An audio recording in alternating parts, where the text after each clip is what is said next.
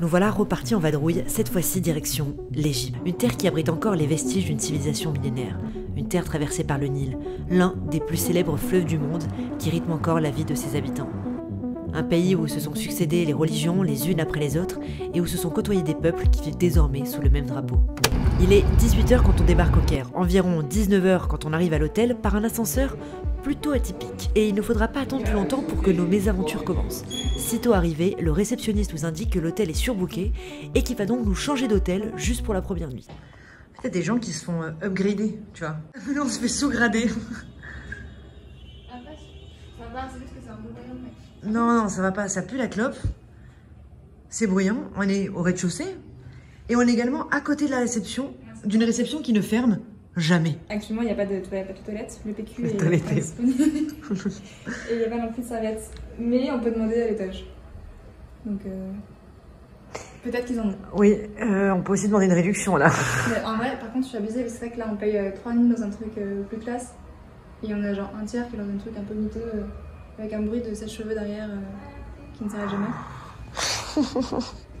Mais le PQ, par contre, on peut demander au mec qui m'a dit. Oui, ce serait bien d'avoir du papier toilette, oui. Je pense qu'on a passé la pire nuit. Tout hôtel confondu, de tout voyage confondu. Et c'est un bordel. Moi, ma ceinture marche pas. Voilà, je suis pas sereine. Clairement, je suis pas sereine. Pour cette première journée, direction le souk Khan el Khalil. Et le taxi nous dépose du mauvais côté. Mais on comprend très vite qu'ici, la ville est un terrain de jeu immense où les règles sont faites pour être brisées.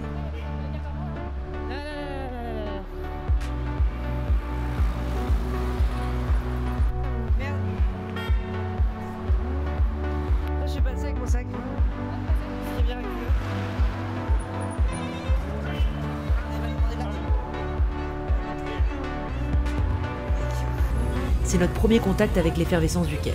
La circulation, le monde, la poussière, le bruit, cette ville bouillonne de l'intérieur.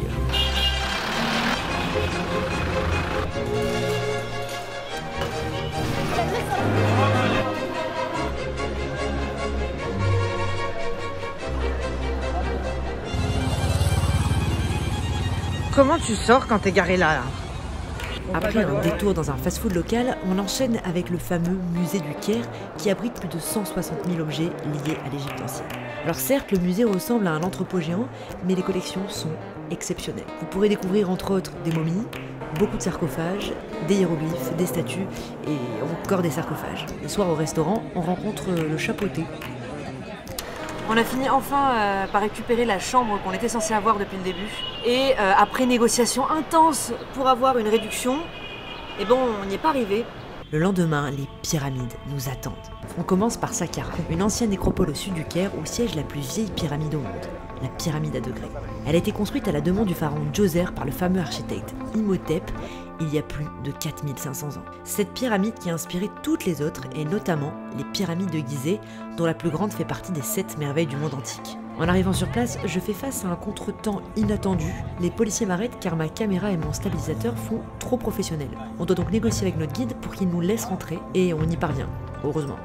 Sur le plateau de Gizeh, on peut retrouver les 3 pyramides les plus célèbres du monde, celle de Khéops, son fils Khéphren et la plus petite Mykérinos. Ces tombeaux servaient à accueillir les momies des pharaons éponymes et les aider à préparer leur voyage dans l'au-delà. Malgré le monde, on ne peut que s'émerveiller devant ces constructions millénaires. Le soir, on rejoint le parc Al-Azhar au Caire à la recherche d'un peu de calme pour profiter des derniers rayons de soleil de la journée. C'est à peu près à ce moment-là qu'on se rend compte qu'on ne s'est pas du tout occupé de notre escapade dans le désert du lendemain. Toi, t'as envoyé quoi la dernière fois? Il m'a envoyé hier... hier 13h je crois. Il dit quoi? Et il dit qu'il va revenir vers moi. Et il est jamais revenu depuis. On essaie d'appeler l'agence qui est censée nous accompagner, mais aucune réponse. Il est 21h26, ça fait 1h30 qu'on attend qu'on nous réponde. Après des heures d'attente, on finit par en obtenir une. On viendra nous chercher à l'hôtel le lendemain à 5h du matin. Sans plus d'infos. Devant l'hôtel, personne. Je pars donc en repérage dans la rue, et là je remarque une voiture garée et je leur demande s'ils sont là pour nous. Ils nous répondent oui, et on monte. Problème, après quelques minutes dans la voiture, on se rend compte que le chauffeur et son acolyte ne parlent pas un mot d'anglais. Question, comment ont-ils compris ma question de base? Avec Maëva, on n'a pas d'autre choix que de prier pour qu'on soit rentré dans la bonne voiture, parce que le trajet qui nous attend est très long. On va s'enfoncer dans le Sahara, heure après heure. On est dans l'ambiance.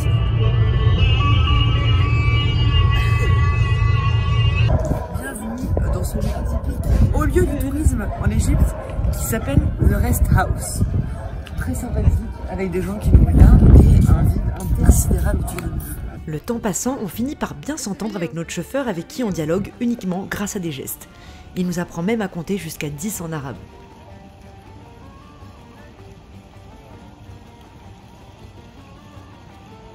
Il nous dépose ensuite à une oasis où on change de voiture et c'est ici qu'on rejoint Mustapha, notre vrai guide, qui va nous accompagner jusqu'au désert blanc. Après un déjeuner fort sympathique, notre véritable voyage commence et il va s'étendre jusqu'au coucher du soleil.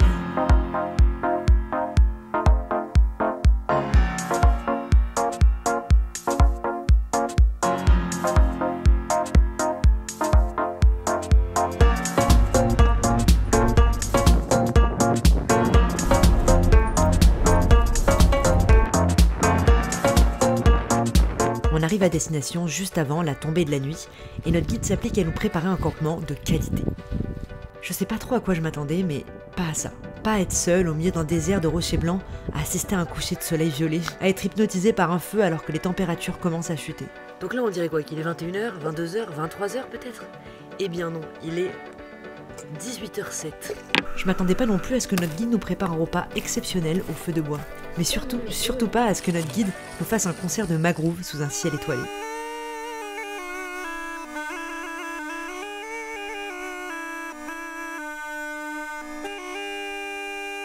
On s'endort enchanté dans un silence absolu.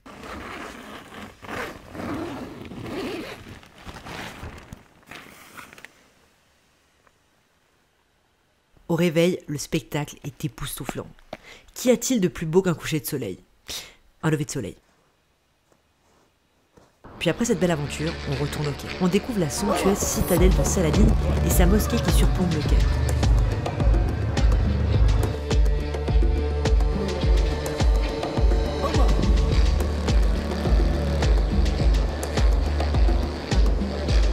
Et comme d'habitude, on se fait arrêter pour prendre des photos. Très bon plan si vous êtes en manque de reconnaissance dans votre vie. De là, on n'a pas trop le choix, on prend l'avion pour rejoindre Luxor, 600 km plus bas. Notre hôtel dispose d'une terrasse avec vue sur le Nil. Terrasse où on s'installe pour préparer la journée suivante, car visiter la vallée des rois, ça se prépare. Du coup, Ramsès... Ramsès IV. Ouais, et on voit si on peut se permettre de payer Seti 1, mais c'est 60 balles, donc... Attends, du coup, non, il en manque encore deux. Hein. Ramsès IV, Ramsès V. Ouais, et on l'a mis toute Moses. Attends, c'est laquelle? Moses 3. Donc là, demain, si on fait ça, ça veut dire qu'on se fait le matin Hatshepsut, genre vers 7h. Ensuite, après, on a Ramsès IV, Ramsès V et Toutmosis 3. Demain, on va monter dans une montgolfière pour le lever du soleil. Et ils viennent nous chercher à 4h20 ici. Sauf qu'on s'est dit, bah super, on va se coucher tôt. Pas du tout. Si vous avez bien suivi, la vallée des rois, on la verra d'abord du ciel.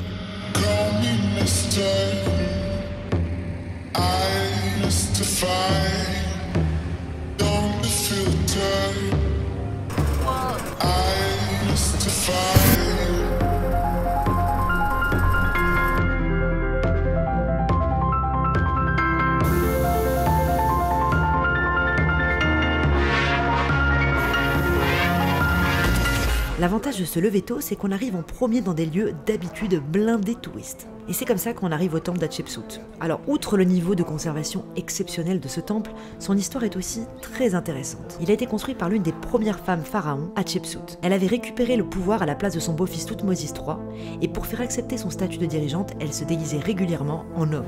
À la mort d'Hatshepsut, Toutmosis revint dans le temple et prit grand soin d'effacer son image partout, afin de la rayer de l'histoire. Ensuite, direction la fameuse vallée des rois. Ce vaste plateau à l'ouest du Nil abrite des dizaines de tombes de pharaons. Chaque pharaon construisait son propre tombeau dès son accession au trône dans un lieu tenu secret. Personne, à part les ouvriers, connaissait l'emplacement de ces tombes creusées dans la roche. Aujourd'hui, il est impossible de déterminer leur nombre exact. Pénétrer dans les profondeurs de ces tombes à des dizaines de mètres sous terre donne l'impression de remonter dans le temps.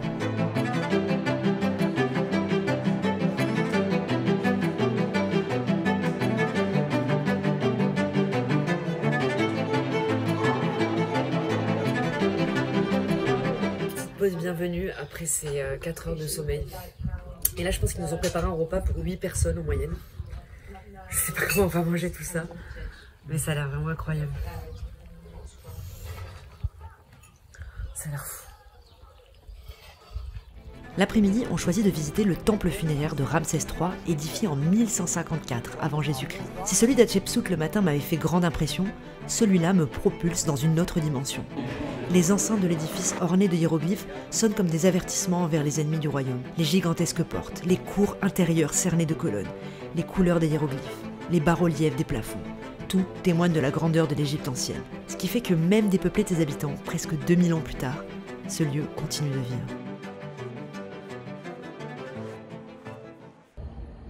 La journée est terminée pour nous. On part se coucher tôt car on a un plan très précis pour le lendemain. Ça va? On traverse le Nil grâce à un ferry public, on négocie ensuite en taxi. Chaque minute compte, car on s'apprête à visiter l'un des lieux les plus iconiques de l'Égypte. Il est 6 h du matin quand on arrive à Karnak. On vient d'arriver à Karnak, et c'est assez incroyable parce qu'on était vraiment les premières touristes sur le site. On est arrivé, il n'y avait personne, le soleil se levait en fond. On découvrait complètement le site. Du coup, c'est... Enfin, je vous conseille vraiment de vous lever tôt. Ça vaut tellement le coup. Et là, un petit géranium. Ce complexe religieux a traversé les âges et a vu se succéder les pharaons et les fêtes les plus mémorables. Si bien qu'à moins d'être un expert, il ne faut pas essayer de dater les édifices, simplement d'apprécier cet enchevêtrement de pierres, de colonnes et de statues qui n'est qu'un aperçu de ce que pouvait être la vie il y a des centaines d'années.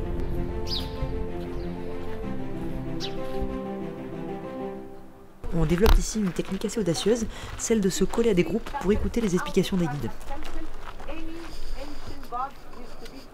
J'ai négocié le taxi. Je me sens Elon Musk à peu près, en termes d'intelligence. Direction le temple de Luxor, qui a été érigé en l'honneur du dieu privilégié de la région, le dieu Amon. Vous remarquerez qu'il manque un des deux obélisques, c'est normal, c'est celui qui est place de la Concorde à Paris.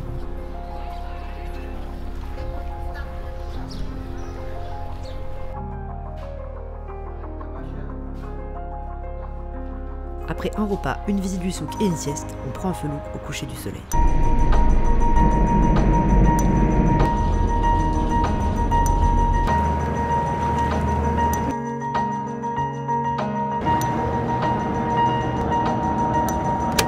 Destination Aswan. Heure du départ du train, 8h10. Donc on va prendre le train pour aller jusqu'à Aswan. On part de Luxor.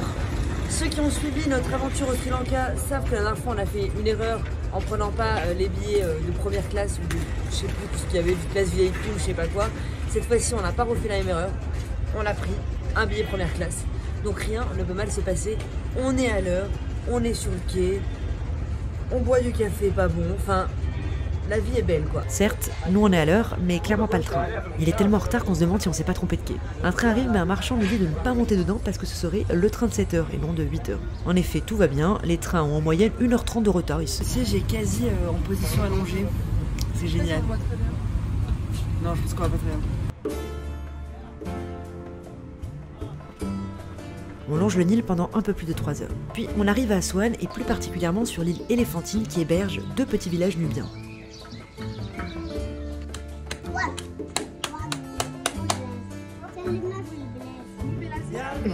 À midi, on rencontre un autre Français en vacances et on part explorer l'île tous les trois.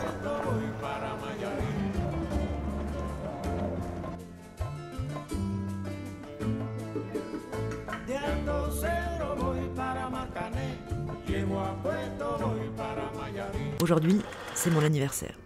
Mais c'est pas une raison pour changer nos bonnes habitudes. On se lève encore à 4 h du matin. Ouais.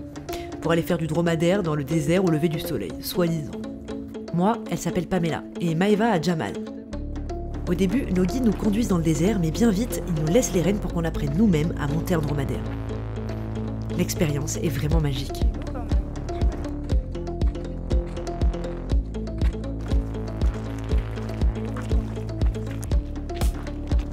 À un moment, on laisse nos montures pour profiter du désert. Mais lorsqu'on revient, l'impensable se produit. Oh non, mon sac! Pamela et Jamal s'enfuient avec nos sacs. Ils dispersent au passage dans le sable la moitié de nos affaires. Énorme foule.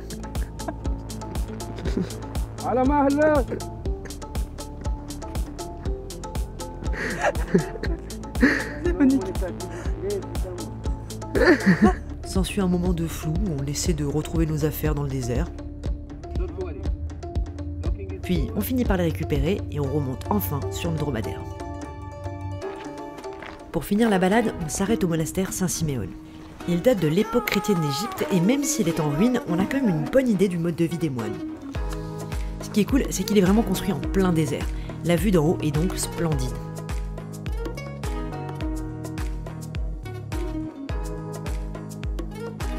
Puis retour sur l'île Éléphantine où on va retrouver notre compatriote français de la veille.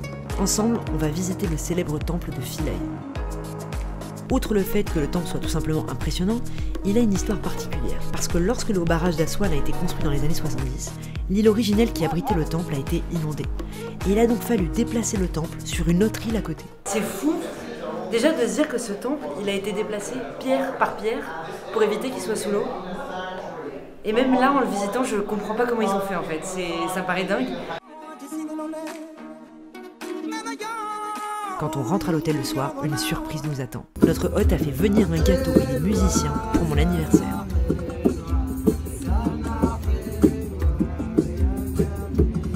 La situation est improbable.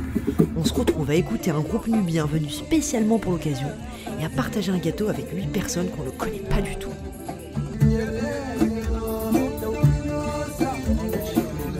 Malheureusement, la nuit ne va pas se dérouler comme prévu. Maëva, réveille-toi. Je me sens vraiment pas bien. Devinez qui a chopé la tourista? C'est moi. Je passe donc une nuit infernale et le matin, je suis très mal en point. J'essaie de manger des gâteaux, de me lever, mais impossible. À midi, Maëva arrive quand même à me sortir de mon lit. Il fallait que ça arrive. Je suis au bout de ma vie. J'ai essayé de sortir, on a essayé de sortir pour aller au restaurant, mais je peux pas sortir. Je vais retourner me coucher. À partir de là, nos chemins se séparent. De mon côté, ça s'arrange pas. J'ai 42 fièvres, des douleurs horribles à l'estomac, et pour couronner le tout, je me lève toutes les heures pour vomir. Après être restée avec moi toute la matinée, Maëva loue un bateau et va visiter l'île collée à la nôtre, l'île Kitchener ou l'île des Fleurs. Quand elle revient, je suis dans un sale état. De 1 à 10, ta souffrance? 29. Maëva parcourt l'île pour trouver des médicaments et notre hôte me prépare un thé censé m'aider à guérir. Mais ce n'est que le jour suivant que je commence à aller mieux. Avec la fatigue, on fait une erreur. On se fait arrêter dans la rue par 2 mecs qui proposent de nous aider à trouver un taxi et on accepte. Vous allez voir comme une petite décision peut avoir un impact énorme. Je suis enfin arrivée à sortir de mon lit. C'est miraculeux. Parce que c'est vraiment horrible d'être dans une super ville que tu as envie de découvrir et d'être coincé dans ton hôtel, dans ton lit, horrible. Du coup là, on a décidé d'aller au Kalabsha Temple, qui est à peu près 40 minutes d'Aswan. Donc je me sens hyper faible, mais on va voir comment ça va se passer. On attend patiemment notre bateau, puis on arrive au temple de Kalabsha, qui lui aussi a été déplacé pierre par pierre de 48 km suite à la construction du barrage. Ça, les vrais hiéroglyphes. Ça, les copies. Ce temple qui n'a jamais été terminé comporte sur ses murs les signatures de tous ceux qui y sont passés. Les Égyptiens, bien sûr, les Coptes, ensuite, et pour finir, les Grecs.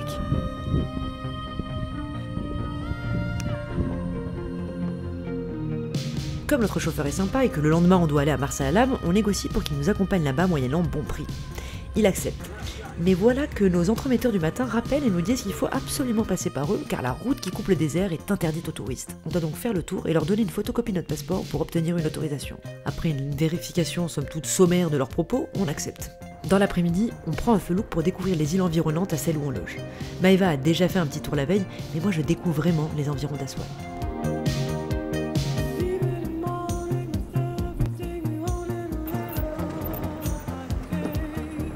On s'arrête sur une petite île et son village nubien, mais la visite devient vite un supplice.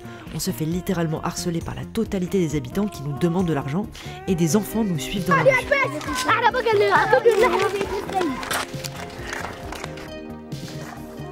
On repart donc aussi vite qu'on est arrivé alors que la nuit tombe. Et avec la nuit, qu'est-ce qui tombe aussi? Le vent. Notre capitaine va donc ramer pendant plus d'1h30 pour nous ramener à Aswan. On se sent super mal pour lui mais il refuse catégoriquement toute aide. Heureusement, on se fait un peu aider par un bateau à moteur qui pousse notre propre bateau et on finit par arriver à bon port.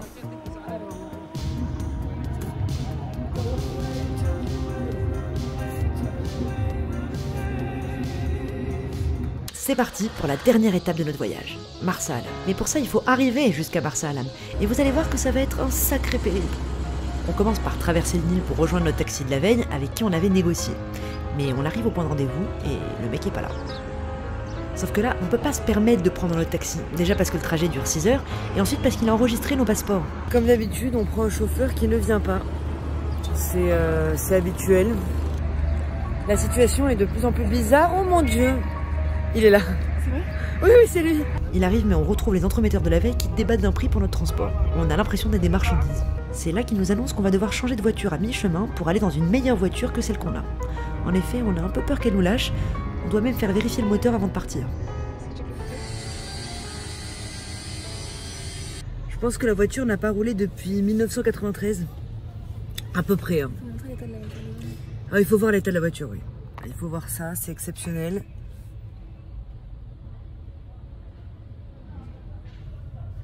On a poignée de porte inexistante. Donc ça, c'est pas mal. C'est-à-dire que si tu veux ouvrir la fenêtre, tu as une poignée de porte qui passe de fenêtre en fenêtre. Donc du coup, c'est une poignée de fenêtre. Ouais, une pour 4, ouais. Le coffre est évidemment trop petit pour nos sacs, donc on a un sac posé à l'avant. Un tableau de bord, dernier cri. C'est le grand luxe. Cela dit, on roule pendant 2 heures et tout se passe bien jusqu'à notre arrivée à Edfou, moment où on doit changer de voiture. Et la surprise, c'est pas une voiture qui nous attend, mais un minibus tout pourri. Et on se dit, mais attends, on a payé pour une voiture, nous. Donc Maëva appelle notre entremetteur pour négocier une réduction et pour au passage l'engueuler. La discussion s'envenime rapidement, mais on finit par avoir une réduction sur le prix et on s'installe dans le bus. Mais notre chauffeur n'est évidemment pas content de gagner moins que prévu. S'ensuit des débats sans fin avec des gens qui viennent se mêler à la conversation.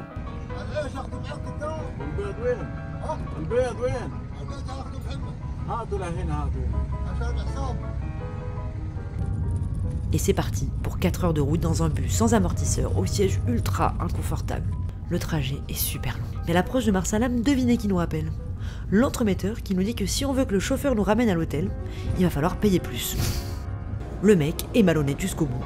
Du coup, on paye évidemment, sauf que notre chauffeur ne sait pas où est notre hôtel et personne n'a internet dans ce minibus. Mais au moment où il commence à s'énerver, on aperçoit un mec qui fait du stop au bord de la route.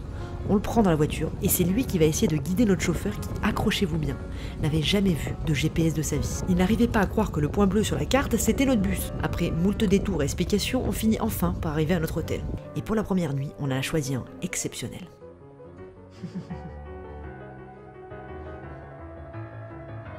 On passe l'après-midi à se reposer à la piscine, puis on visite les environs pour le coucher de soleil.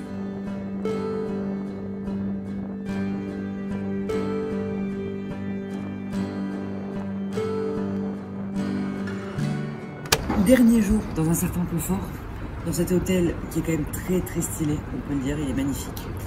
Bref, c'est le dernier jour parce qu'après, dès cet après-midi, on part dans un autre hôtel qui a l'air beaucoup plus vétuste en termes de qualité. On va vivre sans internet, probablement sans eau chaude vu comme c'est parti, également sans électricité la journée. Ça va être l'aventure, on a réussi par chance à booker un tour pour aller voir les dauphins demain, parce qu'apparemment personne ne travaille le samedi ici. Donc c'est un petit peu compliqué parce qu'on est là que le samedi. Par chance on a réussi à booker quelque chose, le problème c'est qu'on n'aura pas internet pour leur donner nos infos, donc ça va être un peu l'improvisation. Est-ce qu'ils vont bien nous trouver? Est-ce qu'on va bien partir? Est-ce qu'on a bien fait de prendre ce tour? Est-ce qu'on a payé pour rien? La suite au prochain épisode. C'est vrai que là, en termes de confort, c'est 2 salles, 2 ambiances. Donc comme vous pouvez le voir, on a changé d'hôtel.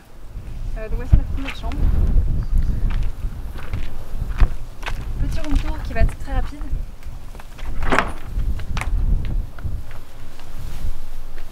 Voilà. Un lit et une moustiquaire. On a quand même une petite table et un spray anti-moustique. Et là c'est la lumière qui marche uniquement de 17h à 10h du soir. Mais c'est mignon, ils ont créé un petit bar, espace chill, et la vue sur la mer est franchement pas mal du tout. Il fallait que ça arrive. J'ai oublié quelque chose dans l'autre hôtel. Ouais. Alors en fait j'ai décidé de faire sécher mon maillot de bain avant de le remettre dans mon sac, et évidemment je l'ai oublié dehors pendant qu'il séchait. Il doit être sec. Donc du coup, résultat des courses, je peux pas me baigner. J'attends que potentiellement le chauffeur qui nous a amenés jusqu'ici, jusqu'au deuxième hôtel, fasse l'aller-retour jusqu'à l'autre hôtel pour aller récupérer mon maillot et revenir. Sauf que les Égyptiens, quoi, ils sont assez chill, ils prennent leur temps, donc potentiellement, j'aurai pas mon maillot avant ce soir. Et on est un peu dans l'attente de que va-t-il se passer? Vais-je récupérer mon maillot? C'est le seul que j'ai, donc si je l'ai pas, demain la plongée, ça risque d'être un peu chiant. Bon, on m'annonce que le taxi viendra me ramener mon maillot à 20 h. En attendant, Maëva va faire du snorkeling et moi je me pose sur la plage pour lire. La nuit tombe vite, à 17 h. Et moi je récupère mon maillot vers 23 h à peu près, tout est normal. Enfin, il s'agirait d'aller se coucher car le lendemain on se réveille à 5 h pour aller nager avec des dauphins.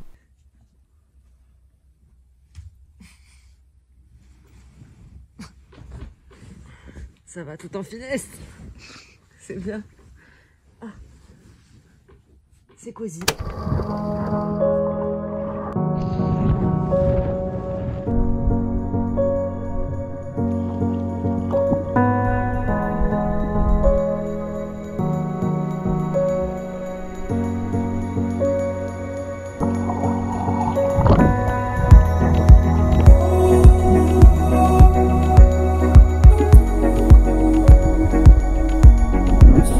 J'aurais du mal à trouver les mots pour qualifier cette expérience, mais j'espère que ces quelques images sont arrivées à la décrire.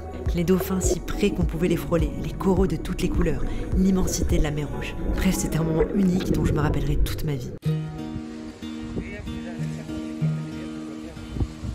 Pour notre dernier après-midi du voyage, on se repose sur la plage et on profite du beau temps.